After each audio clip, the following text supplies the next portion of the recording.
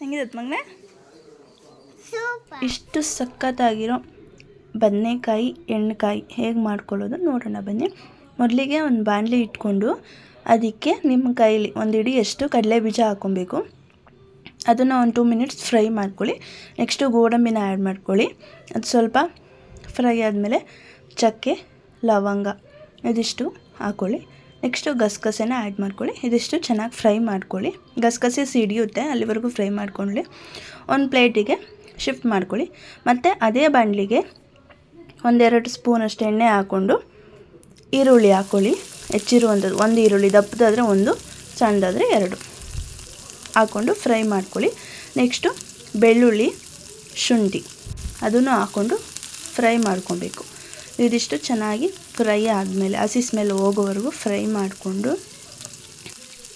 ಟೊಮೊಟೊನ add ಮಾಡ್ಕೊಳ್ಳಿ. Next ದಪ್ಪದಾದರೆ 1 tomato, ಸಣ್ಣದಾದರೆ 3 tomato ಅನ್ನು add ಮಾಡಿಕೊಂಡು ಅದು ಟೊಮೊಟೊ ಚೆನ್ನಾಗಿ ನುಣ್ಣಗಾಗೋವರೆಗೂ, ಅಂದರೆ ಅಲ್ಲೇ ಫ್ರೈ ಆಗೋವರೆಗೂ, ಮೆತ್ತಗಾಗೋವರೆಗೂ ಚೆನ್ನಾಗಿ ಫ್ರೈ ಮಾಡ್ಕೊಳ್ಳಿ. ಒಂದು ನಿಂಬೆಹಣ್ಣು ಗಾತ್ರದಷ್ಟು ಹುಣಸೆಹಣ್ಣು ಅದನ್ನು ಹಾಕ್ಕೊಂಡು ಚೆನ್ನಾಗಿ ಫ್ರೈ ಮಾಡ್ಕೊಳ್ಳಿ. ಇದಿಷ್ಟು ಫ್ರೈ ಆದಮೇಲೆ ಕಾಯಿ ಹಾಕೊಬಾರ್ದು, ಕೊಬ್ಬರಿ ಬರುತ್ತಲ್ಲ ಅದನ್ನು ಸಣ್ಣದಾಗಿ ಕಟ್ ಮಾಡಿಕೊಂಡು ಹಾಕೋಬೇಕು. ಜಾಸ್ತಿ ಏನಿಲ್ಲ, ಒಂದು ಅರ್ಧ ಹೋಳಲ್ಲಿ 1/4 ಭಾಗದಷ್ಟು ಕೊಬ್ಬರಿ ಹಾಕ್ಕೊಂಡ್ರೆ ಸಾಕಾಗುತ್ತೆ. ನೆಕ್ಸ್ಟ್ ಅದನ್ನು ಹಾಕಿ ಚೆನ್ನಾಗಿ ಫ್ರೈ ಮಾಡಿದ್ಮೇಲೆ ಧನಿಯಾ ಪೌಡರು ಮನೇಲೇ ಮಾಡಿರುವಂಥದ್ದು 1-2 ಸ್ಪೂನ್ ಹಾಕೊಬೇಕು. ನೆಕ್ಸ್ಟು ನಾವು ಮೆಣಸಿನ್ಕಾಯಿ ಹಾಕಿಲ್ಲ, ಯಾಕಂದರೆ ಚಿಲ್ಲಿ ಪೌಡ್ರ್ ಇತ್ತು ಅಂತ ಮನೇಲೇ ಚಿಲ್ಲಿ ಪೌಡ್ರ್ ಹಾಕ್ತಾಯಿದ್ವಿ. ಯಾಕಂದರೆ ಮೆಣಸಿನ್ಕಾಯಿ ತುಂಬ ಅದು ಖಾರ ಇತ್ತು, ಅದಕ್ಕೋಸ್ಕರ. ನೆಕ್ಸ್ಟು ಅದಾದಮೇಲೆ ಸ್ವಲ್ಪ 1/4 ಸ್ಪೂನಷ್ಟು ಅರಿಶಿನ ಪುಡಿ ಹಾಕ್ಕೊಂಡು ಚೆನ್ನಾಗಿ ಫ್ರೈ ಮಾಡ್ಕೊಳ್ಳಿ. ಎಲ್ಲ ಮಿಕ್ಸ್ ಮಾಡಿಕೊಂಡು ಫುಲ್ಲು ಎಲ್ಲ ಮಿಕ್ಸ್ ಆಗಬೇಕು. ಇದಿಷ್ಟು ಆರಕ್ಕೆ ಬಿಡಿ. ಮಿಕ್ಸ್ ಆದಮೇಲೆ ಆಮೇಲೆ ಏನು ಹುರಿದಿಟ್ಕೊಂಡಿದ್ವಂತಲ್ಲ ಕಡಲೆ ಬೀಜ, ಗೋಡಂಬಿ, ಗಸಗಸೆ ಎಲ್ಲ ಅದನ್ನು ಮಿಕ್ಸಿ ಜಾರ್ಗೆ ಹಾಕ್ಕೊಂಡು, ಮತ್ತು ಈಗ ಮಸಾಲೆ ಏನು ಹುರಿದಿದ್ದೀವಲ್ಲ ಟೊಮೊಟೊ ಇದೆಲ್ಲ ಹಾಕಿ ಅದನ್ನು ಮತ್ತೆ ಮಿಕ್ಸಿಗೆ ಹಾಕ್ಕೊಳ್ಳಿ. ಎರಡೂ ಮಿಕ್ಸಿಗೆ ಹಾಕ್ಕೊಂಡು ಗ್ರೈಂಡ್ ಮಾಡ್ಕೊಳ್ಳಿ. ಒಂದು ಗ್ರೈಂಡ್ ಆದಮೇಲೆ ಕೊತ್ತಂಬರಿ ಸೊಪ್ಪನ್ನ ಹಾಕ್ಕೊಳ್ಳಿ. ಮತ್ತು ಕೊತ್ತಂಬರಿ ಸೊಪ್ಪು ಹಾಕಿದ್ಮೇಲೆ ಮತ್ತೆ ಗ್ರೈಂಡ್ ಮಾಡಿಕೊಂಡು ನುಣ್ಣಗಾಗಿದೆಯಾ ಅಂತ ಚೆಕ್ ಮಾಡ್ಕೊಳ್ಳಿ, ಸ್ಪೂನಲ್ಲಾಗಲಿ ಕೈಯಲ್ಲಾಗಲಿ. ನೆಕ್ಸ್ಟ್ ಇದೆಲ್ಲ ಆದಮೇಲೆ ಬದನೆಕಾಯಿ ಮೇಯ್ನ್ ಇರೋದು ಇದೆ. ಯಾವ ಥರ ಹಚ್ಕೊಬೇಕು, ನಾರ್ಮಲಾಗಿ ಕಟ್ ಮಾಡ್ತೀವಲ್ಲ ಸಾಂಬಾರಿಗೆ, ಆ ಥರ ಹಚ್ಕೊಬಾರ್ದು. ಕೆಳಗಡೆ ಹಿಡ್ಕೊಂಡು ತೊಟ್ಟಿರುತ್ತಲ್ಲ ಅದನ್ನು ಹಿಡ್ಕೊಂಡು ಮಧ್ಯಕ್ಕೆ ಆ ಕಡೆ ಒಂದು ಭಾಗ ಈ ಕಡೆ ಒಂದು ಭಾಗ ಅಂತ 4 ಹೋಲ್ ಮಾಡಿಕೊಂಡು ಇಟ್ಕೊಬೇಕು. ಚೆನ್ನಾಗಿ ವಾಶ್ ಮಾಡ್ಕೊಳ್ಳಿ, ಹುಳ ಇದ್ದರೆ ಕ್ಲೀನ್ ಮಾಡ್ಕೊಳ್ಳಿ. ಇದಿಷ್ಟು ಹಚ್ಕೊಂಡಾದಮೇಲೆ ಅಲ್ಲಿ ಅರ್ಧ kg ಅಂತ ಹೇಳಿದ್ರೆ ಅರ್ಧ kg ಅಷ್ಟೇ ಇದೆ. ನೆಕ್ಸ್ಟ್ ಅಂದರೆ ಬದನೆಕಾಯಿ ನೀವೇನು ಕನ್ಫ್ಯೂಷನ್ ಆಗಬೇಡಿ, ವೈಟು ಬ್ಲೂ ಯಾವುದಾದ್ರೂ ಆಗುತ್ತೆ, ಟೇಸ್ಟ್ ಮಾತ್ರ ಸಖತ್ತಾಗಿರುತ್ತೆ. ಇದಿಷ್ಟು ಹಚ್ಕೊಂಡಾದ್ಮೇಲೆ ನಾವೇನು ಗ್ರೇವಿನ ಹಾಕಿ ರುಬ್ಬಿದ್ದೀವಲ್ಲ ಅದನ್ನ ಮಸಾಲೆನ ಇದಕ್ಕೆ ಹಚ್ಕೊಬೇಕು. ಕೆಲವೊಬ್ಬರು ಸಪ್ರೇಟು ನಾವು ಆಗಲೇ ಕಡಲೆ ಬೀಜ ಎಲ್ಲ ಸಪ್ರೇಟು ಹುರ್ಕೊಂಡಿದ್ವಲ್ಲ ಅದನ್ನು ಪುಡಿ ಮಾಡಿ ಇದಕ್ಕೆ ಹಾಕೊತಾರೆ. ಬಟ್ ನಾವು ಅದನ್ನು ಜೊತೆಲೆ ಹಾಕಿ ಮಾಡಿರೋದ್ರಿಂದ ಏನು ವ್ಯತ್ಯಾಸ ಅಷ್ಟಾಗಿ ಏನಾಗಲ್ಲ, ಡಿಫ್ರೆಂಟ್ ಏನಿಲ್ಲ, ಟೇಸ್ಟ್ ಹಂಗೆ ಬರುತ್ತೆ, ಚೆನ್ನಾಗೇ ಇರುತ್ತೆ.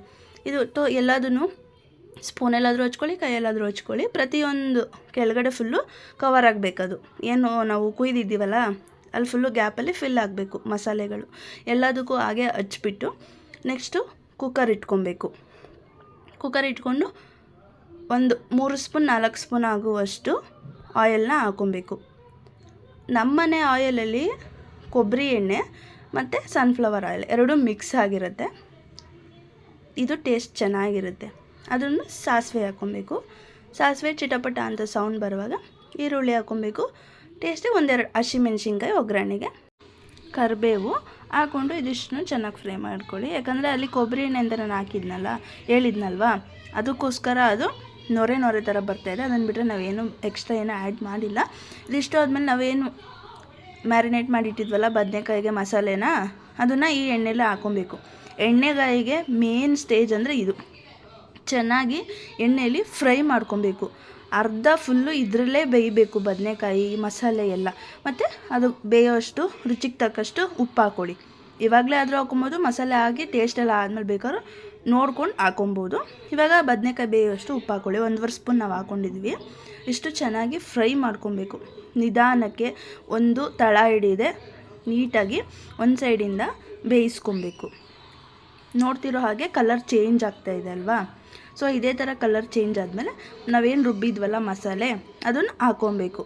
ಮಸಾಲೆ ಹಾಕಿದ್ಮೇಲೆ ಒಂದು ರೌಂಡು ಮಸಾಲೆಯಲ್ಲಿ ಮತ್ತೆ ಮಿಕ್ಸ್ ಮಾಡಿ ಫ್ರೈ ಮಾಡ್ಕೊಳ್ಳಿ ಒಂದು 5 ಮಿನಿಟ್ಸ್ ಅಷ್ಟು. ನೆಕ್ಸ್ಟ್ ಇದೆಲ್ಲ ಆದಮೇಲೆ ರುಬ್ಬಿಟ್ಟಿರುವಂಥ ಮಿಕ್ಸಿ ಜಾರಲ್ಲಿ ಮಸಾಲೆದು ಇರುತ್ತಲ್ವ ಸ್ವಲ್ಪ ಅದಕ್ಕೆ ನೀರು ಹಾಕ್ಕೊಂಡು ಮಿಕ್ಸ್ ಮಾಡಿ ಇದರೊಳಗಡೆ ಹಾಕ್ಕೊಳ್ಳಿ. ಯಾಕಂದರೆ ಎಕ್ಸ್ಟ್ರಾ ನೀರೇನು ಹಾಕೋಕ್ಕೆ ಹೋಗ್ಬಿಡಿ, ಯಾಕಂದರೆ ಟೇಸ್ಟ್ ಹೋಗ್ಬಿಡುತ್ತೆ. ಅದಕ್ಕೋಸ್ಕರ ಅದರಲ್ಲೇ ನೀರೇನಿರುತ್ತೆ ಅದನ್ನು ಹಾಕ್ಬಿಟ್ಟು ನಿಮಗೆ ಯಾವ ಥರ ಗಟ್ಟಿ ಬೇಕಾ ಇಲ್ಲ ಒಂದು ಸ್ವಲ್ಪ ತೆಳ್ಳೆ ಬೇಕಾ ಅದನ್ನು ನೋಡಿಕೊಂಡು ನೀರನ್ನ ಹಾಕ್ಕೊಳ್ಳಿ, ಆ್ಯಡ್ ಮಾಡ್ಕೊಳ್ಳಿ ನೀವು. ಯಾಕಂದರೆ ನಮಗೆ ಗಟ್ಟಿಗೆ ಇರಬೇಕು, ಯಾಕಂದರೆ ರೊಟ್ಟಿ ಅಲ್ವಾ, ದೋಸೆ ಚಪಾತಿ ಪೂರಿ ಏನು ತುಪ್ಪ ಬೇಕಾದ್ರೂ ಆಗುತ್ತೆ, ಸಖತ್ತಾಗಿರುತ್ತೆ ಟೇಸ್ಟು. ನಂಗೆ ನೋಡ್ತಾಯಿದ್ರೆ ಬಾಯಲ್ಲಿ ನೀರು ಬರ್ತಾಯಿತ್ತು, ಇಷ್ಟು ಬೇಗ ಹಾಕೊಂಡು ತಿನ್ನೋಣ ಅಂತ ಫೀಲ್ ಆಗ್ತಾಯಿತ್ತು. ಬದನೆಕಾಯಿನ ಇಷ್ಟಪಡದೇ ಇರೋರು ಕೂಡ ಇಷ್ಟಪಟ್ಟು ತಿಂತಾರೆ. ಆಮೇಲೆ ನೆಕ್ಸ್ಟು ಟೇಸ್ಟ್ ನೋಡ್ಕೊಳ್ಳಿ, ಖಾರ ಉಪ್ಪು ಹುಳಿ ಎಲ್ಲ ಕರೆಕ್ಟಾಗಿದೆಯಾ ಅಂತ. ಏನಾದರೂ ಕಮ್ಮಿ ಆಗಿದ್ದರೆ ಉಪ್ಪು ಬೇಕಾದ್ರೆ ಹಾಕ್ಕೊಳ್ಳಿ, ಖಾರ ಬೇಕಾದ್ರೆ ಮತ್ತು ಚಿಲ್ಲಿ ಪೌಡ್ರ್ ಆ್ಯಡ್ ಮಾಡ್ಕೊಳ್ಳಿ. ಸ್ವಲ್ಪ ಸಪ್ಪೆ ಅನ್ನಿಸ್ತು, ಅದಕ್ಕೋಸ್ಕರ ಉಪ್ಪನ್ನ ಆ್ಯಡ್ ಮಾಡಿಕೊಂಡು ಕುಕ್ಕರ್ ಲಿಡ್ನ ಕ್ಲೋಸ್ ಮಾಡ್ಕೊಳ್ಳಿ. ಜಾಸ್ತಿ ಏನು ವಿಜಿಲ್ ಏನು ಬೇಡ, ಜಸ್ಟ್ ಒಂದು ವಿಜಿಲ್ ಕೂಗಿಸ್ಕೊಂಡ್ರೆ ಸಾಕು, ಯಾಕಂದರೆ ಆಲ್ರೆಡಿ ಎಣ್ಣೆಲಿ ಬೆಂದಿರುತ್ತೆ. ತೆಗ್ದಿದ ತಕ್ಷಣ ಕುಕ್ಕರ್ ಲಿಡ್ನ ಒಂದು ಘಮ ಘಮ ಅಂತ ಸ್ಮೆಲ್ ಬರುತ್ತೆ, ಆಹಾ ಆಗಲೇ ಬಾಯಲ್ಲಿ ನೀರು ಬಂದುಬಿಡುತ್ತೆ. ಮತ್ತೆ ಟೇಸ್ಟ್ ನೋಡ್ಕೊಳ್ಳಿ ಎಲ್ಲ ಕರೆಕ್ಟಾಗಿದೆಯಾ ಅಂತ ನೋಡಿಕೊಂಡು ಬಡ್ಸೋದಿಕ್ಕೆ ಕೊಡಿ. ತಿಂದವ್ರು ಹೇಳ್ತಾರೆ ಸೂಪರ್ ಆಗಿತ್ತು ಅಂತ. ನೀವೇ ರಿವ್ಯೂ ಬೇಕಾದರೆ ಕೇಳಿ. ಹೆಂಗಿದೆ ಮಗನೇ? ಸೂಪರ್.